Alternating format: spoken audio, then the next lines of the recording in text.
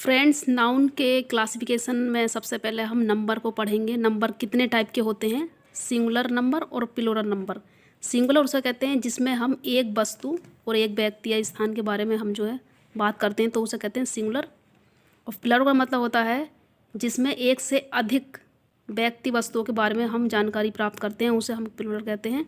Singular में boy माने एक लड़का होता है, तो यहाँ पे बॉयज एस अगर हम जोड़ देते हैं तो ये प्लूरल बन जाता है। किसी भी स्पेलिंग के आगे अगर हम एस जोड़ दें तो वो प्लूरल बन जाता है। काउज माने एक गाय, काउज माने होती हैं बहुत सारी गायें। बर्ड माने पक्षी, बर्ड्स माने बहुत सारे पक्षी। अब नाउन का जो दूसरा क्लासिफिकेशन है जेंडर, जेंडर के बारे में पढ़ेंगे। मस्कुलाइन जेंडर, मस्कुलाइन जेंडर से हम पुरुष जाति का बोध होता है। मस्कुलाइन जेंडर में आता है man, king, peacock, horse. Feminine gender का मतलब होता है स्त्रीलिंग से संबंधित होता है ये, इसमें स्त्री जाति का बोध होता है, जैसे वुमेन, क्यून, पीहेन, मेयर।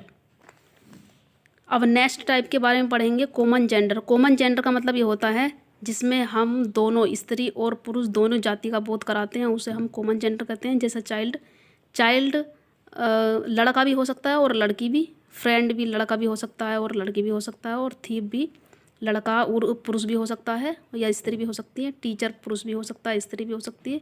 ऐसे ही डॉक्टर भी स्त्री या पुरुष भी हो सकता है। न्यूट्रल जेंडर का मतलब है जो नॉन लिविंग थिंग होती हैं वो सारी न्यूट्रल जेंडर में आती है, जैसे जिसमें लिविंग नहीं होता कोई भी चीज़, जैसे बुक्स, हम ये एक निर्जीव वस्तु है तो इसको हम न्यूट्रल जेंडर में डालेंगे।